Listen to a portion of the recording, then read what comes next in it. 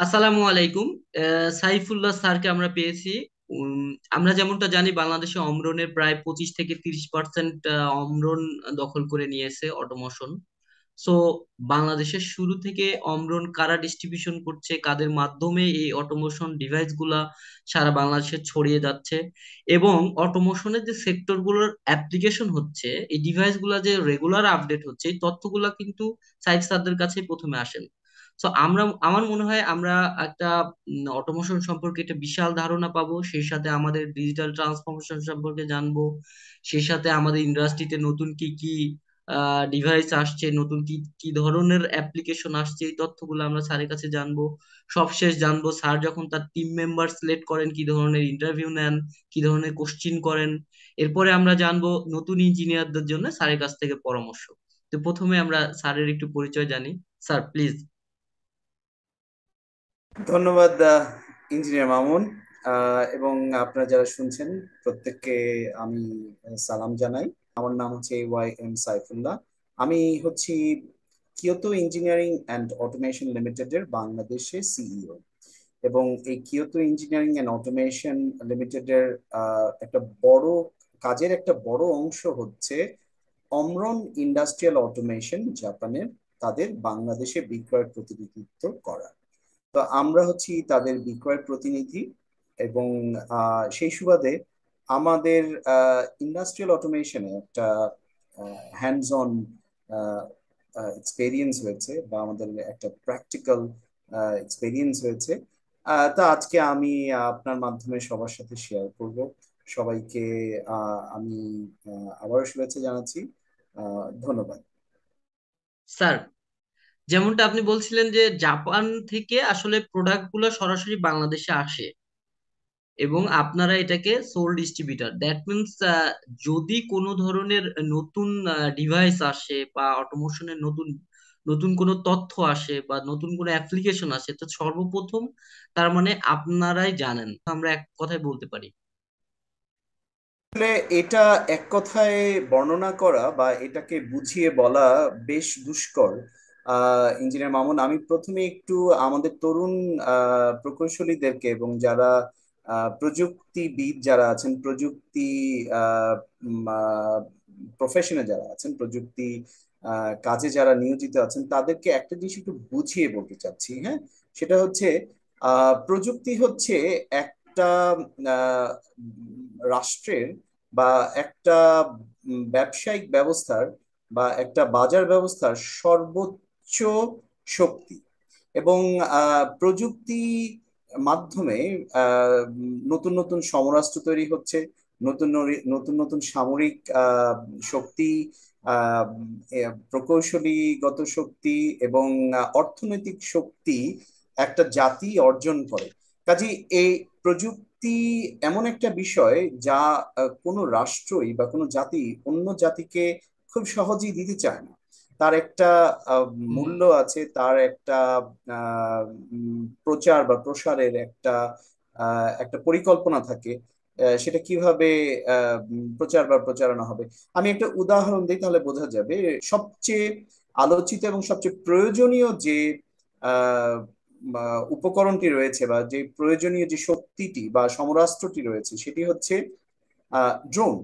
এবং এই ড্রোন কিন্তু আগামীতে সকল আহ, উম, আহ, বিমানকে, মানে বোমারু বিমানকে কিন্তু প্রতিস্থাপন করে ফেলবে। তার মানে ড্রোন নিয়ন্ত্রণ করবে আকাশকে, সামরিক আকাশকে। এটা সামনে আসতে যাচ্ছে। কিন্তু এইটা যাদের কাছে এখন আছে, যারা এটা নিয়ে কাজ করছে, তারা নিশ্চয়ই এই প্রযুক্তিটা খুব সহজেই বিলিয়ে দিবে না। তো অধিকাংশ ক্ষেত্রেই জাপানিজদের প্রযুক্তিগত আহ, একটা কাজের ধরন আমি একটু বুঝিয়ে বলছি। জাপানিজরা তাদের প্রযুক্তি পণ্যগুলো কখনো খোলা বাজারে বিক্রি করে না। তারা একজন বিক্রয় প্রতিনিধি, যার স্বীকৃতি আছে, যাকে তারা নিজেরা সেখান থেকে, তাদের হেডকোয়ার্টার থেকে তাদেরকে নিয়োগ দিচ্ছেন একটা রাষ্ট্রে বা একটা ভূখণ্ডে। সেখানে আহ, তা সেই বিক্রয় প্রতিনিধির মাধ্যমেই সেই প্রযুক্তি পণ্যগুলো তারা বিক্রয় করে থাকেন। একটা মেশিনের ভেতরে প্রোগ্রাম এই হয়ে আসে। পণ্যগুলো, এই প্রযুক্তি যন্ত্রাংশগুলো বা সিস্টেমগুলো ইন্টিগ্রেটেড হয়ে একটা মেশিন, কমপ্লিট মেশিন সিস্টেম হিসেবে আমাদের কাছে আসে। ওই কমপ্লিট মেশিন সিস্টেমের মধ্যে বা কমপ্লিট ডিভাইসের মধ্যে আমরা ওই প্রযুক্তিকে পাই, যার কারণে আমরা দেখতে পাচ্ছি যে আমরা যে গাড়িগুলো কিনছি, কিনেছিলাম গত বছর বা তার আরো 10 বছর আগে, সেই গাড়ির তুলনায় এখনকার গাড়িগুলো কিন্তু আরো আধুনিক, এবং তার সাথে কিন্তু ওই প্রযুক্তি পণ্যগুলো জুড়ে দেওয়া হচ্ছে।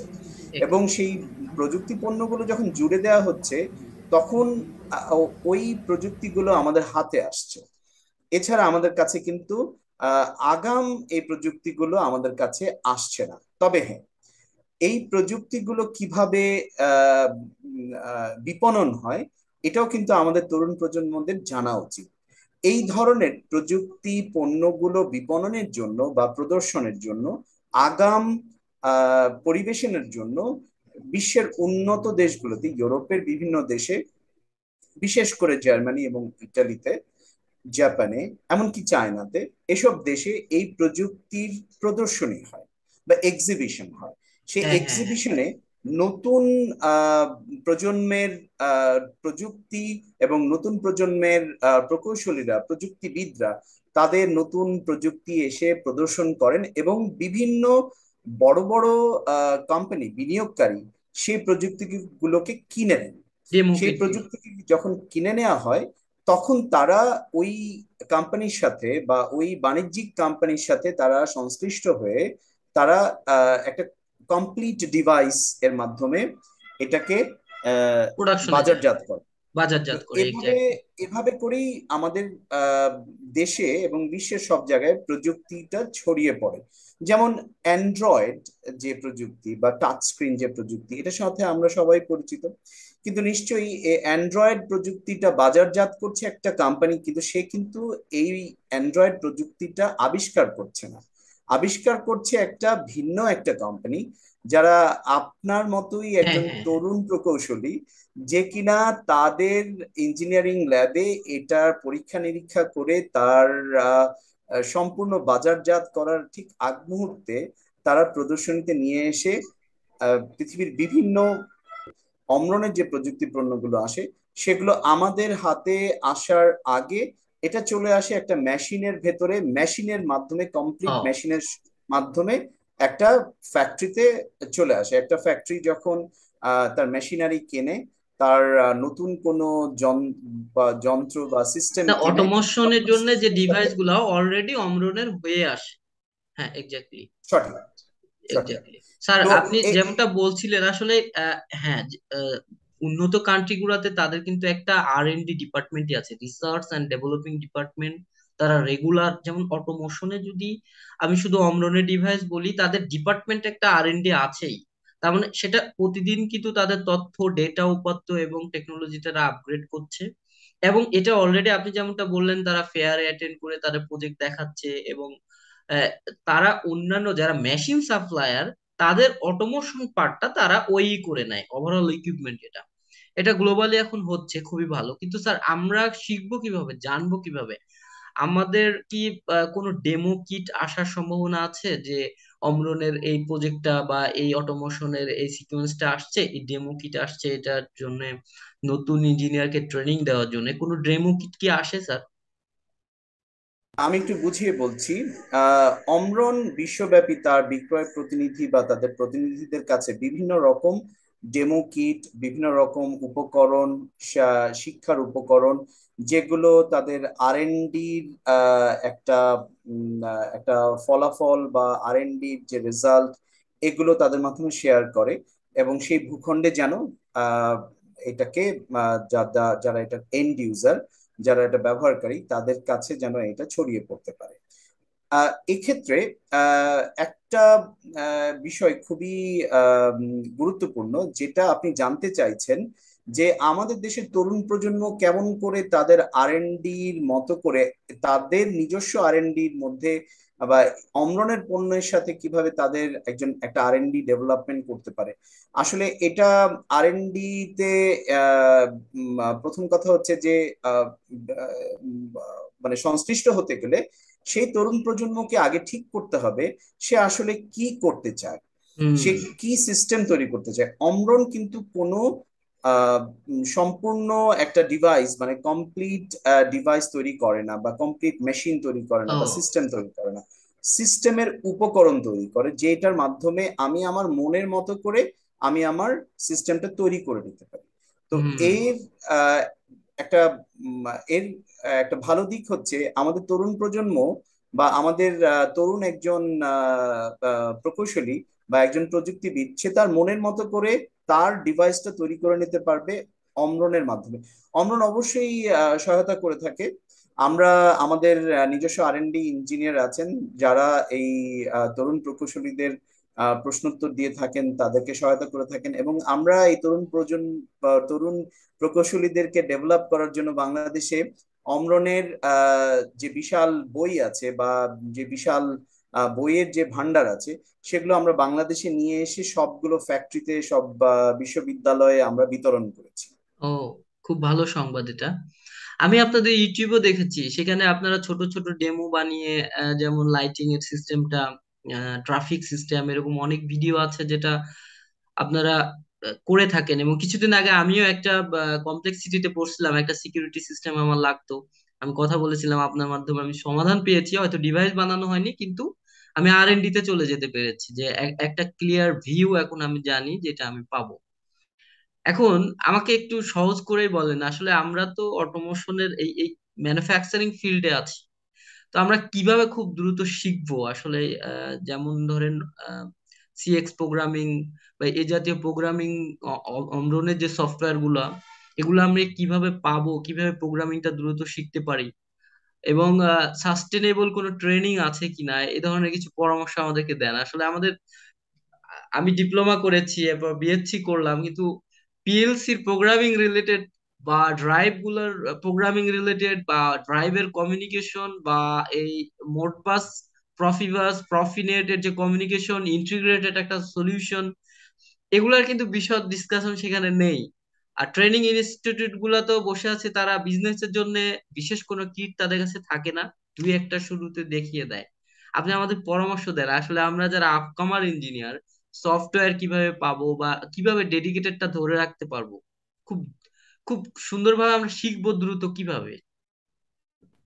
হ্যাঁ, খুব সুন্দর একটা প্রশ্ন, এবং খুবই বলতে গেলে খুবই সাধারণ একটা প্রশ্ন। এই প্রশ্নটা আমি অনেকবার এই প্রশ্নটা আহ, মুখোমুখি হয়েছি, এবং এটার আহ, উত্তরটা আসলে আহ, উম, আহ, দিতে গেলে আমি আসলে একটু হতাশই করব আপনাকে। সেটা হচ্ছে দের ইজ নো শর্টকাট, মানে এটার জন্য আসলে কোনো ধরনের কোনো শর্টকাট নেই। মানে একদিনের বা 6 মাসের বা 15 দিনের কোনো কোর্স নেই, এরকম কিছু নেই। তবে আমি ধাপগুলো আপনাকে বলে দিতে পারি, আপনার এটাই মাধ্যমে এটাই। যেন যারা তরুণ প্রকৌশলী আছেন তারা যেন এটা শিখে নেন। প্রথম কথা হচ্ছে, অটোমেশন শিখতে গেলে, অটোমেশন, আপনারা যেহেতু প্রত্যেকেই ইঞ্জিনিয়ার বা প্রকৌশলী, আপনাদের বেসিক শেখার কিছু নেই। আপনাদের যে জিনিসটা জানতে হবে, অটোমেশন ভালোভাবে বুঝতে গেলে, অটোমেশন কম্পোনেন্ট গুলো, যে কম্পোনেন্ট গুলোতে একটা অটোমেশন সিস্টেম তৈরি করা হয়, সেই হার্ডওয়্যার সিলেকশন। কম্পোনেন্ট গুলোকে সবগুলোকে চিনতে হবে। ও। এবং এই চেনার জন্য প্রথমে নিজেকে একটু সময় দিতে হবে, মানে কাকে বলে সেন্সর, সেন্সর কয় ধরনের, কাকে বলে প্রক্সিমিটি সুইচ, কাকে বলে লিমিট সুইচ, কাকে বলে পিএলসি, কাকে বলে সার্ভো ড্রাইভ, কাকে বলে সার্ভো মোটর, কাকে বলে ইনভার্টার, কাকে বলে পাওয়ার সাপ্লাই। এই সব কিছু কিন্তু ভালোভাবে জানতে হবে, এবং জানার পর এটার সামগ্রিক একটা জ্ঞান অর্জন করার পরে বা একটা ধারণা পাওয়ার পরে, তারপর সম্ভব হবে এই সবগুলোকে ইন্টিগ্রেট করে, সমন্বয় করে একটা সিস্টেম তৈরি করা। তো আমি যখন জানবো যে কোন সিস্টেমটা বা কোন কম্পোনেন্টটা কি কাজ করে, তখন আমি আমার আহ, একটা নিজের একটা প্রয়োজন তৈরি করব। যেমনটা আপনি আমাকে হয়তো জিজ্ঞেস করেছেন দেখে আপনি আমাকে বলেছেন যে আমার প্রয়োজনটা হচ্ছে এটা। আমি চাইছি আম, আমি চাইছি যে প্রতি সেকেন্ডে একটা বটল এসে দাঁড়াবে, এবং পানি ছলকাবে না, এবং সে মুভ করে চলে যাবে কনভেয়ার বেল্টে, এবং সেকেন্ডে একটা করে হলে 1 মিনিটে 60 60টা। 60 বটলস ফিল আপ হয়ে যাবে, এবং খুব দ্রুততার সাথে, এবং একটু পানীয় বা একটু লিকুইডও বাইরে যাবে না, হুম এবং আমার লেবেলিং হয়ে যাবে অটোমেটিক্যালি। এই সিস্টেমটা আমি কিভাবে তৈরি করতে পারি? তো এই সিস্টেমটা তৈরি করার জন্য যে উপকরণগুলো সংশ্লিষ্ট থাকবে, সেই উপকরণগুলোকে আগে চিনতে হবে। হুম চেনার পরে তারপর সেই উপকরণগুলোর কে সমন্বয় করার জন্য প্রয়াসটা চালাতে হবে। আমাদের দেশের তরুণ প্রজন্ম যে ভুলটা বারবার করে, আমি যেটা বারবার দেখেছি, তারা প্রথমেই শিখতে যায় একটা পিএলসি বা একটা সার্ভো মোটরের বা সার্ভো ড্রাইভের তার ল্যাডার ডায়াগ্রাম বা তার প্রোগ্রামিং শিখতে চায়। কারণ সে মনে করে এটা তার জন্য খুবই মুখ্য একটা শিক্ষণীয় বিষয়। হুম। হয়তো এটা শিখলে পরে তার চাকরি জীবনে পদোন্নতি পেতে তার সুবিধা হবে, বা ভালো চাকরি পেতে সুবিধা হবে। এটা একটা ভ্রান্ত ধারণা কাজ করে। কারণ পিএলসির ভেতরে খুব সহজ একটা জিনিস পিএলসি। পিএলসির মধ্যে কতগুলো ইনপুট পোর্ট এবং আউটপুট পোর্ট আছে। সেই ইনপুট আউটপুট পোর্ট গুলো থেকে সে কি লজিকে আহ উম, একটা একটা পরিপূর্ণ ফলাফল সিকোয়েন্স। দিবে, আমরা এক্স্যাক্টলি। যেটা চাইছি, সেই ফলাফলটা একটা ল্যাডার ডায়াগ্রামের মাধ্যমে সন্নিবেশিত হবে। তো আমি যদি ইনপুট আউটপুটে যে ডিভাইস গুলো ডিভাইস আছে। গুলো কানেক্টেড থাকবে তাকে যদি আমি না চিনি, তাহলে তো আমার পক্ষে ওই ল্যাডার ডায়াগ্রাম শিখে বা ওটা প্রোগ্রামিং শিখে আমার আসলে কোনো কাজে আসবে না। কাজে এইটার জন্য একটু সময় দিতে হবে। আমি একটা সুখবর দিতে চাই, সেটা হচ্ছে অমরনের একটা ই লার্নিং লিংক আছে, যেটা আমি আপনাকে পরে দিয়ে দিব। যে ই লার্নিং লিংকের মাধ্যমে একজন আহ, একজন তরুণ প্রকৌশলী বা একজন যে কোনো প্রফেশনাল যিনি আসলে সাপ্লাই চেনেও থাকতে পারেন, তিনি এই কম্পোনেন্ট গুলো সম্বন্ধে ধারণা পেতে পারেন, এবং এটার প্রতিটা ধাপ সম্পন্ন করলে পরে অমরনের ওয়েবসাইট থেকে, সেই ই লার্নিং প্ল্যাটফর্ম থেকে সার্টিফিকেট দেওয়া হয়। ও, তো খুব সেই সার্টিফিকেট গুলো সুসংবাদ। সংরক্ষণ করে সেটা আপনি আসলে যে কাউকে প্রমাণ করতে পারবেন যে আপনার একটা বেসিক ইন্ডাস্ট্রিয়াল অটোমেশন ট্রেনিং হয়েছে। এটা যখন এটা যখন সম্পূর্ণ হবে, তারপর একজন ইঞ্জিনিয়ারকে অবশ্যই কিছুদিন ওই কম্পোনেন্ট গুলোকে হাতে ধরে বা সেগুলো নিয়ে আম, একটু প্র্যাকটিস করতে হবে। তারপর সেই প্র্যাকটিসটা থেকে আমাদেরকে আমরা পরবর্তী ধাপে তাকে একটা পিএলসি প্রোগ্রামিং শেখানোর কাজে আমরা তাকে শেখানোর মতো একটা প্রোগ্রাম তাকে আমরা অফার করতে পারি। এছাড়া হঠাৎ করে মাঝখান থেকে যদি কেউ শেখার চেষ্টা করে, তার সে শিক্ষাটা সুখকর হবে না। তার একটা ভ্রান্ত ধারণা তৈরি হবে, এবং তার মধ্যে আপনি যে হতাশার কথা বলছেন, সেই হতাশাটা তৈরি হবে। উফ, খুব ভালো একটা নিউজ দিলেন সাইফুল্লাহ স্যার। যেমন আপনি বললেন যে অমরনের নিজস্ব ওয়েবসাইটে তাদের ট্রেনিং আছে, এই ট্রেনিংটা আমরা করতে পারি, যদি লাগে স্যার আমাদেরকে লিংক দিবেন, বা একটু গুগল করলে হয়তো আমরা অমরনের ওয়েবসাইটে যে এটা পেতে পারি, এবং সার্টিফিকেটও পাওয়ার সুযোগ আছে। দ্বিতীয় পরামর্শ আপনি যেটা দিলেন, সরাসরি প্রোগ্রামে না গিয়ে আগে হার্ডওয়্যারটা জানা, একটা পিএলসি বা সিকোয়েন্সের ইনপুটে কি আছে বা আউটপুটে কোন ধরনের ডিভাইস আছে, ডিভাইস গুলোর অ্যাপ্লিকেশন সম্পর্কে জানা, এবং এই অ্যাপ্লিকেশন গুলো পূর্ণাঙ্গ জানার পরে আমরা যদি ল্যাডারে যাই তবে মজা পাবো। খুব সুন্দর পরামর্শ, আমার খুব ভালো লেগেছে। আসলেই ঘটনাটা হলো আমরা ম্যানুয়াল কাজটা নিয়ে যে না জেনে আমরা অটোমেটিকটা জানতে চাই, এটাই। আরেকটা হতাশার কথা আমি আপনাকে বলি, সকল ইন্ডাস্ট্রিতে সকল ধরনের পিএলসি থাকে না। একজন অমরন জানে, আহ, অন্য একটা কোম্পানিতে গিয়ে দেখলো মিৎসুবিশি, বা আরেক জায়গায় গেলে গিয়ে দেখলো যে সিমেন্স। কিন্তু আপনি যে ওয়েটা বললেন, সে যদি তার অ্যাপ্লিকেশনটা জানে, ডিভাইস কিন্তু সব জায়গায় সেমই। একটা একটা সিকোয়েন্সকে অটোমেটেড করতে হলে ইনপুটে যে ডিভাইস, আউটপুটে যে device, these are similar, but programming device is different, it's a branded different branded. So if we learn the application, then easier to apply myself in anywhere. So it's a great suggestion for the upcomer on the old, those are working in this field also 10 to 12 years also. So I think if they are accept this one, they will be more skilled. Sir, এখন আমাকে এখন বলেন, আমরা যে digital transformation বলছি, আমরা manufacturing যে বিপ্লব ঘটতে যাচ্ছে, আমরা যে আইওটি বেসড ম্যানুফ্যাকচারিং এর কথা বলছি, আমরা যে সিপিপিএস এর কথা বলছি, সাইবার ফিজিক্যাল প্রোডাকশন সিস্টেম, আমরা যে আর্টিফিশিয়াল ইন্টেলিজেন্সের অ্যাপ্লিকেশনের জায়গায় গিয়ে কথা বলছি।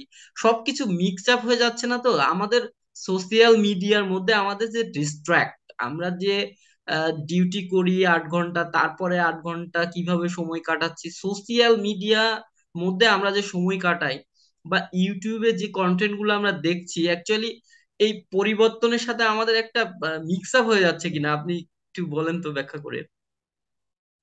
বেশ পরিতাপের সাথেই আমি লক্ষ্য করছি যে আমাদের দেশে যারা তরুণ প্রকৌশলী যারা আছেন, তাদেরকে দিনের শুরুতেই বা চাকরির শুরুতেই প্রথম কথা হচ্ছে যে তাদের চাকরি পাওয়াটা তাদের জন্য একটা বড় একটা আহ, বা একটা চ্যালেঞ্জের মধ্যে পড়তে হয়। তো আহ, সেই চাকরিটা যখন ওনারা পাচ্ছেন, তখন অন দ্য জব ট্রেনিং বলতে কিছু নেই। তার মানে তাকে দিনের শুরুতেই একটা সমস্যা দিয়ে দেওয়া হয় এবং সমস্যার আবর্তেই তাকে থাকতে হয়। এবং যে কোনো চাকরিতেই দেখা যায় যে তার ওই ওই বিষয় বা ওই সমস্যাগুলো সমাধান করতে গেলে তার বেশ হিমশিম খেতে হয়। এটা একটা বড় কারণ হচ্ছে আমাদের দেশের ঠিক যেটা বললেন যে ডিজিটাল ট্রান্সফরমেশন, বা যেটা বললেন যে আমাদের ফোর্থ ইন্ডাস্ট্রিয়াল রেভলিউশন, ইয়েস। এই এখানে একটা ভ্রান্তি কাজ করছে। মানে ফোর্থ ইন্ডাস্ট্রিয়াল রেভলিউশন কিন্তু আমার ডোরে নক করছে। মানে আমার আমার আমাকে আমার আমার বাসায় চলে এসছে, আমার দেশে চলে এসছে, আমার আমার প্রয়োজন। এদিকে আমরা যথাযথভাবে তৈরি না। তো সব মিলিয়ে আমরা দেখা যাচ্ছে যে আমরা ফোর্থ ইন্ডাস্ট্রিয়াল রেভলিউশনকে আমরা আটকে দিচ্ছি বা দরজায় বসিয়ে রাখছি। হ্যাঁ। তো এখানে একটা জিনিস আমি একটু পরিষ্কার করতে চাই, সেটা হচ্ছে যে আহ আগেই যে কথাটা বলেছিলাম সেটার সেটার একটু ব্যাখ্যা দিচ্ছি যে কেউ কাউকে প্রযুক্তি দিতে চায় না। হ্যাঁ। আহ সবাই বলতে চায় যে আপনার একটা মেশিন দরকার বা সিস্টেম দরকার, আপনি নিয়ে যান আমার কাছ থেকে পরিপূর্ণ সিস্টেম। কিন্তু সিস্টেমটা তৈরি করার প্রযুক্তি কেউ দিতে চায় না। এবং এই প্রযুক্তি যাতে একটা রাষ্ট্রে আহ খুব ভালোভাবে তৈরি না হয়, অনেক সময় আহ অনেক রকম চেষ্টাও চলে তার জন্য। কাজেই আমাদের প্রকৌশলী বা প্রযুক্তিবিদদেরকে এক ধরনের বৈরিতার মধ্যে যেতে হয়। যে বৈরিতার মাধ্যমে আপনি যে কথাটা বললেন, 8 ঘন্টা ট্রেনিং করার পরে আমি কখন পড়ব, কখন আমি আমার ব্যক্তিগত যে কাজ আছে সেটা করব, আবার বাদুড় ঝোলা হয়ে বাড়ি ফিরবো, বাদুড় ঝোলা হয়ে আবার কর্মস্থলে আসব। এটা এক ধরনের পরিতাপের সৃষ্টি করে। এটা আসলে খুবই দুঃখজনক।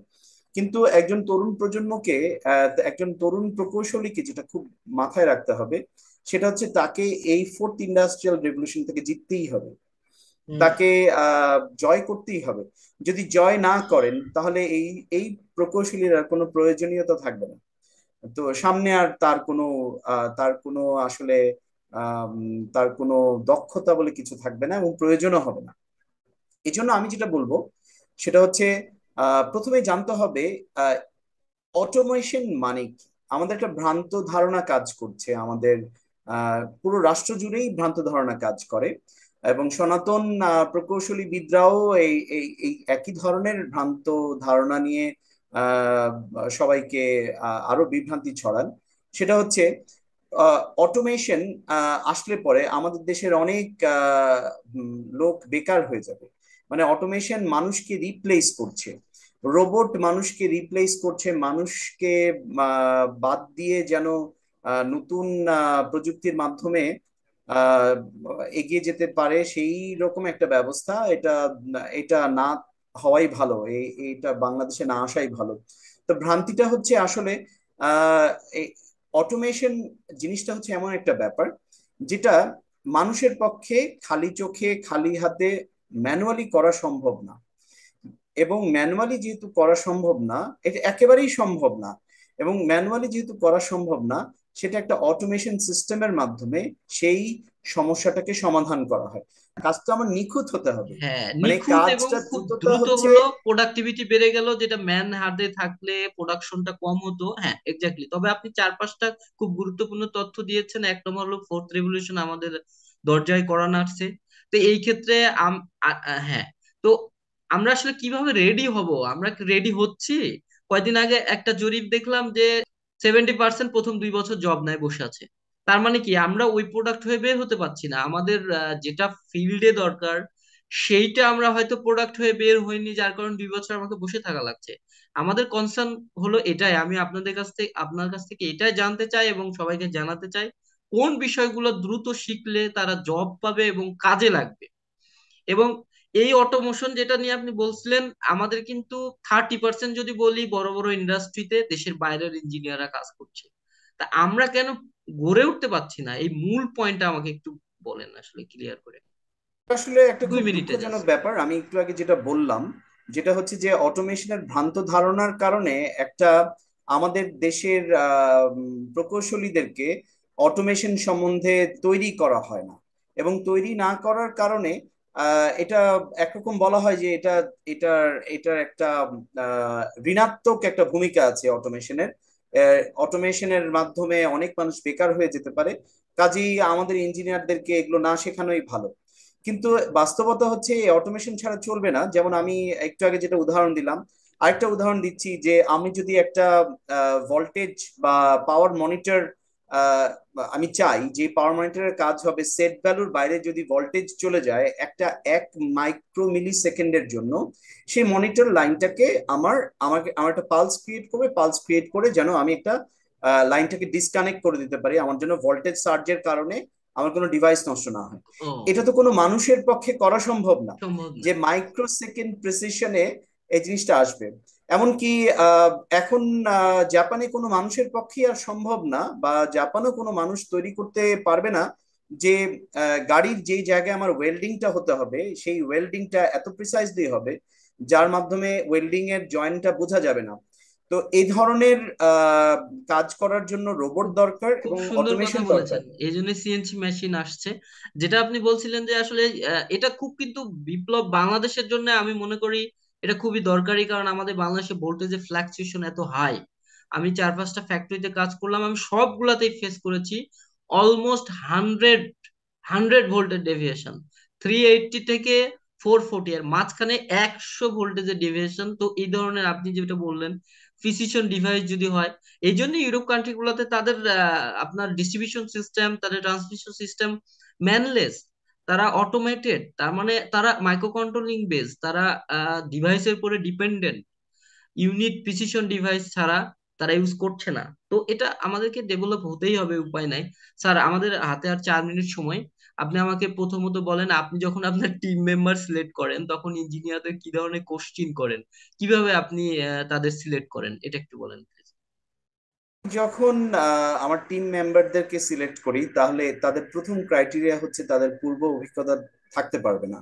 কারণ আমাদের দেশের যে শিক্ষা ব্যবস্থা সেই শিক্ষা ব্যবস্থা সম্বন্ধে আমার যে ধারণা তৈরি হয়েছে সেটা হচ্ছে যে প্রকৌশলী শিক্ষা ব্যবস্থাতে ব্যবহারিক প্রয়োগ খুবই কম। তার মানে হচ্ছে একটা একজন প্রকৌশলীকে ক্লাসরুমে লেকচার এবং বইয়ের থিওরি এই দুটো বেশি পড়ানো হয়, মানে তার মূল আহ, মোট শিক্ষার 70 বা 80% হচ্ছে ক্লাসরুম লেকচার বা থিওরি। তো এই থিওরিটাকে যে প্রয়োগ করবে, এই প্রয়োগ করার কাজটা তা আমাদের শিক্ষা প্রতিষ্ঠানগুলো ভাবে যে এটা হচ্ছে তার কর্মস্থলে এসে করবে। যে যেখানে আসলে সে কর্মস্থলে আসার সময় তাকে জিজ্ঞেস করা হয় আপনার অভিজ্ঞতা কতদিন। তো ও, আমার এখানে প্রথম ক্রাইটেরিয়া হচ্ছে, আমি একটু ভিন্ন, মানে আমাদের কোম্পানিটা ভিন্ন কিন্তু অন্যান্য জায়গায় তা না। আমরা আসলে প্রথমেই দেখি যে অভিজ্ঞতাটা আমাদের কাছে মুখ্য না।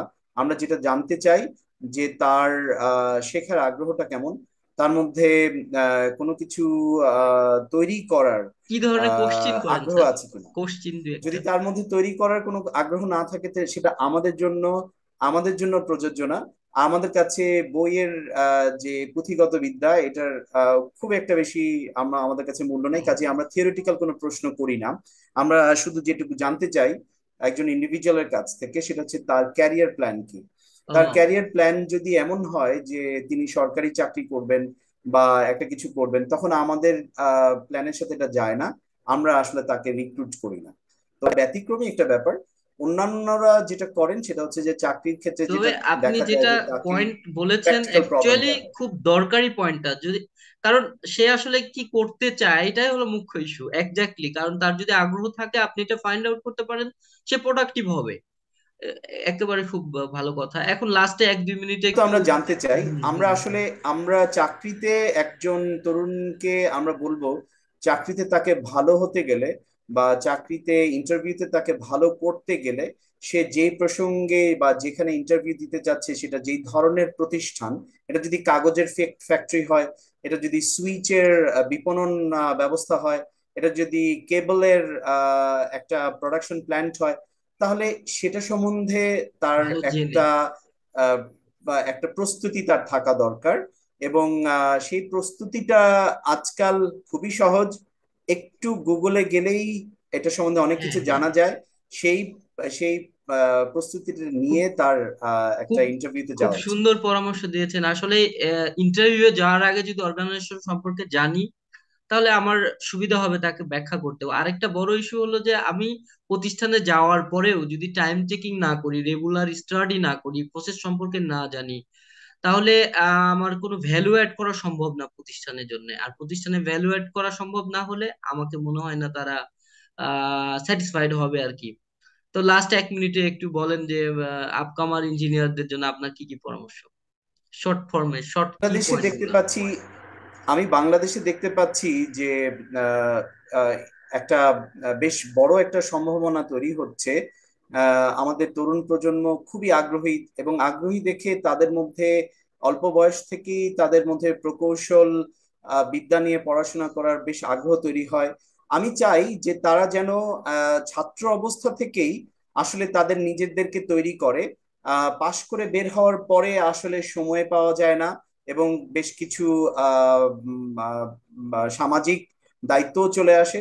কাজেই ছাত্র অবস্থা থেকেই তাকে কিন্তু ঠিক করতে হবে সে কোন ধরনের পেশায়, কোন ইন্ডাস্ট্রিতে বা কোন সেগমেন্টে নিজেকে তৈরি করতে চায়, এবং এক্স্যাক্টলি। সেই অনুযায়ী খুব খুব তাকে ভালো অবশ্যই বলেছেন। ছাত্র অবস্থাতেই সেই প্রস্তুতিটা নিতে হুম, হবে এবং ভালো খুব করতে সুন্দর, হবে। খুব ভালো বলেছেন স্যার। আসলে আমি আমার মনে হচ্ছে আমাদের সাইফুল্লাহ স্যার ম্যানেজিং ডিরেক্টর অমরনের, ডিস্ট্রিবিউটর এবং সিইও হেয়ার।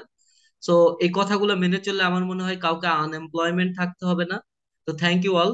আমি মনে করছি যে আমাদের আপকামার ইঞ্জিনিয়ারদের জন্য অনেক একটা উপকারী প্ল্যাটফর্ম হলো আজকে, ডিসকাশনটা অনেক প্রোডাক্টিভ হলো, অনেক দরকারি। আপনি মূল্যবান সময় দিয়েছেন, অনেক কৃতজ্ঞ। Take our 1000 gratitude sir.